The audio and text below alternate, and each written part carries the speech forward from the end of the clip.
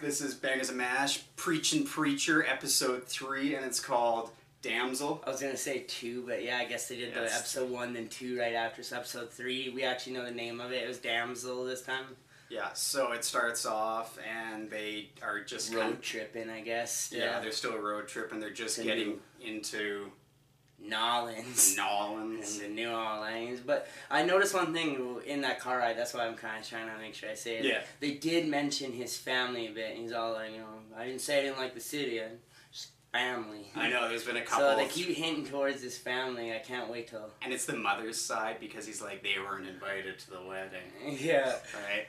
So they keep mentioning things that are going to be happening, that happen in the comic book, that are going to be happening later. It's definitely was more of a story building episode. There wasn't like really any violence or gore. A little. There's one, right? A little. Alright, so we get in there and he's like, where should we start? And he's like, well, there's a bar. There's a bar. How many bars are there? I don't know. There's like... Yeah, it all worked out how many different I think he said like there's like 2,600 or something crazy. Different fucking jazz holes he's got to go And it's just like, fuck.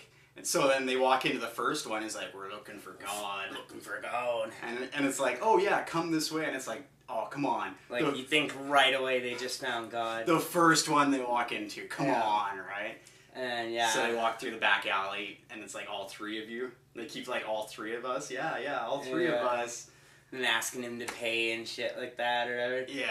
Yeah. So they finally get down to like where they're going, and it turns out God is more of a dog. And some gimp in a dog like mask and like some kinky ass leather shit. It was super fucked, and I thought that was going to be a hint towards his mother's side as well, but I don't know. I don't even know. Yeah, I don't know where they're going with that. But yeah, so obviously they didn't find God there, so I guess like Tulip kind of runs into someone from her past. Yeah, she's still trying to escape. Some like old lady though, and like not anyone really harmful. Well, her and Cass are walking away, and Jesse's gonna just keep going through bars. Yeah, so they decide to kind of branch ways, and Jesse goes searches bars.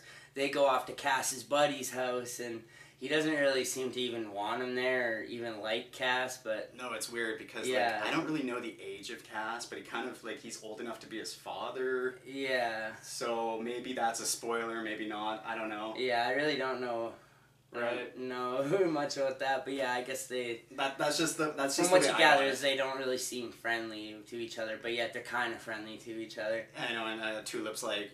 Is this okay? And he's like, well, you left the door open. Yeah. And it's just like, oh, fuck, right? Yeah, and then you kind of, like, Cass sort of grills her a bit about her past. I'm assuming he kind of, like, He finds out, but they don't really say it. They don't show it directly. Yeah, they don't show it. Like, but I guess he tells her from what I'm assuming.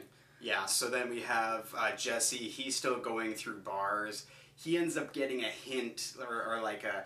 Go check out this chick. This chick that's a singer, and he ends up going and meeting up with her, and it's like a really strange meeting. Yeah. Right? And she kind of does like lead on that she does know about God missing. Yeah.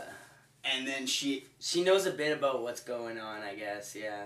She spills a drink, or she throws her drink on him, and when he's like getting cleaned up, he's like, meet me outside, splashes the drink on him, and pretends to throw like a tantrum and walk outside. He sees her getting abducted. Yeah, by like a bunch of dudes in white, so like white balaclavas and shit. So yeah. You assume heaven at this point. And like, that is going to be like that's like a long-term thing from the Preacher storyline. Yeah. So like we can't even say much, but...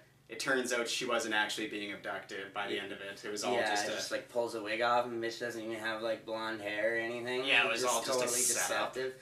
I'm trying to think what else. Yeah. So, Tulip goes, and she's going to go pick up a pack of cigarettes. Yeah, but old school smoke machine. I haven't seen one of those in a while. You know what the weirdest thing was? Is like, do you have change for 100? He's like, I only got 5, and she's like, just gives him the $100 and takes the like 5. That's not sketchy as is. Yeah.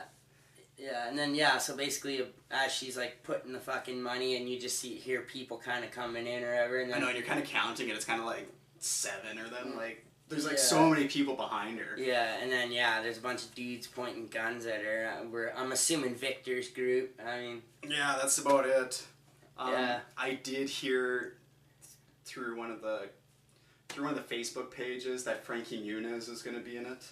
Yeah, that would actually be good to see that guy. I haven't seen that guy in a while. I like Malcolm in the Middle. He is going to be in the Preacher episodes. I don't know when. It could be next episode. It could be further. Cool. Oh, did we mention the Arseface thing?